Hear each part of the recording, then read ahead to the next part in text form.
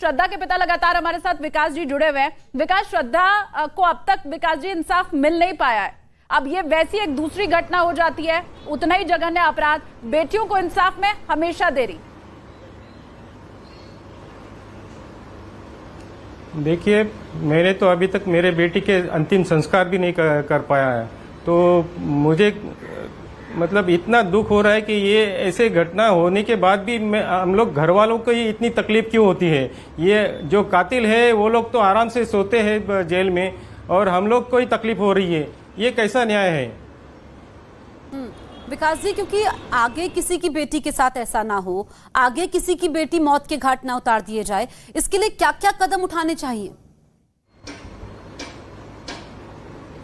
मुझे तो लगता है कि इसको मतलब ऐसा कानून बनाया जाए कि इसकी सजा तुरंत होनी चाहिए और ये मतलब कोर्ट तक भी नहीं जाना चाहिए ये मामला, तो ही इसकी ऐसे घटनाएं दोबारा नहीं होनी चाहिए। श्रद्धा के पिता विकास वॉकर हमारे साथ जुड़े, जिन्होंने ये बात कही। बहुत शुक्रिया विकास जी जुड़ने के लिए। और एक बार फिर से हम जावेद का रुख कर लेते हैं। जावेद, जरा तफसील से आप दिखाइए वो जगह जहाँ इस जघन्य हत्याकांड को अंजाम देने के बाद आरोपी जाता है, तसल्ली से सो जाता है पूरी रात, वो पूरा इलाका और जगह दिखाइए।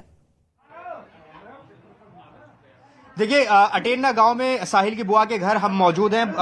साहिल की बुआ का बेटा अमन भी हमारे साथ है, इनको जरा तस्वीरों में दिखाइए।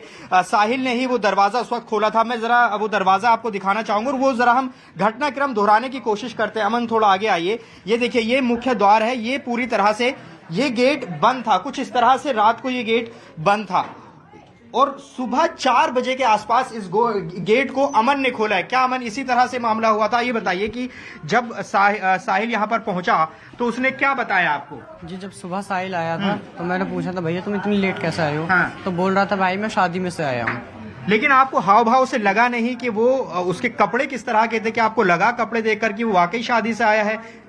जी, वो लोअर टी शर्ट में था, तो मैंने पूछी भी थी, भाई लोअर टी शर्ट में तुम शादी में से आए हो? तो बोल रहे नहीं, मैंने कपड़े चेंज कर लिए, थोड़ा थका हुआ हूँ मैं, इसलिए आ गया हूँ, आराम करना है मेरे को। तो आपको एक ठनका नहीं दिमाग में कि कहाँ चेंज किए और क्या हुआ होगा? कोई आपके जहन में कुछ आया नहीं? जी, ये चीज मैंने नहीं पूछी। अच्छा, फिर क्या हुआ? यहाँ पर वो सोया था, थोड़ा बताइए कि क्या हुआ था, थोड़ा बताइए क्या हुआ? मैंने गेट खोल दिया, उसके बाद मैंने खाने की पूछा तो बोला मैं शादी में खा के आया हूँ, बस मुझे आराम करना है। तो मैंने एक कमरा दिखा दिया, वो यहीं सोए थे। मतलब ये सुबह 4 बजे आया, वो उसके बाद यहाँ सोता रहा, आराम से सो रहा था? जी, यहाँ पे आराम से सोया था। उसके बाद 10 बजे उठा, फ्रेश हुआ, फ्रेश होने के बाद फिर से सो गया। उसके चेहरे पे कोई शिकन थी, कोई तनाव था, कोई हाव भाव? जी नहीं, ऐसा तो कुछ नहीं था, बस थकान से महसूस कर रहा था, जो आके सो गया था। उसके बाद 2:30 बजे ये मैं आपको दिखाऊं, ये वो घर का हिस्सा है जहां पर जो साहिल था वो आराम से सो रहा था। और देखिए, अमन कह रहा है कि यहाँ पर वो बेहद इत्मीनान से सोया, तो इस बात से अंदाजा लगाया जा सकता है कि उसको कोई हत्या का पछतावा नहीं था, जो कि पुलिस इन्वेस्टिगेशन में भी ये बात सामने आ रही है। देखिए, और जब यहाँ दोपहर को पुलिस पहुंचती है, उसके बाद यहाँ पर साहिल की जो बुआ का बेटा, उनको पता चलता है कि आखिर हुआ क्या है। ये पूरा घर है दरअसल अटेरना गांव में, ये बाहर का हिस्सा है, अमूमन इसे बैठक कहते हैं, यहीं पर बाहर से आने वाले लोग ठहरते हैं। यहाँ उसको ठहराया गया और कोई शिकायत नहीं थी। एक और सवाल ले लेते हैं, बताया कि कोई उसको इल्म नहीं था कि क्या उसका पहले का रिकॉर्ड कैसे रहा है, पहले का उसका कोई आपराधिक ट्रैक रिकॉर्ड रहा है, उससे पहले उसका क्या भाव भंगिमा रहती थी, और जब वो कत्ल के बाद वहां पर पहुंचता है तो कोई बदलाव नजर आता है? महीने पहले तो उस टाइम कहाँ आए वो? तुमने रिश्तेदार आए हम उस टाइम ना आए, देखे भी होंगे तुमने। हम कतरे कर दिए बना रहे। तो देखिए, हम अमन से पूछ रहे थे कि क्या जो साहिल जब आया उसने कुछ बताया लड़की के बारे में, क्योंकि आप हम उम्र हैं, उसकी बुआ के बेटे, कभी बातचीत तो होती है जब आप कजन ब्रदर हैं? जी, मेरी फोन पे कभी बात नहीं हुई। हाँ। और पहले जब ये आया था उसी टाइम शादी में बात हुई थी, उसके बाद ये अब आया है कल।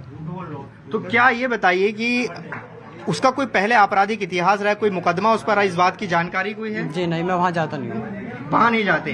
देखिए, ये अमन है, अमन बता रहे हैं कि यहाँ पर उसके बाद ये बताइए कि वो पूरे टाइम यहीं रहा। थोड़ा घर दिखाइए।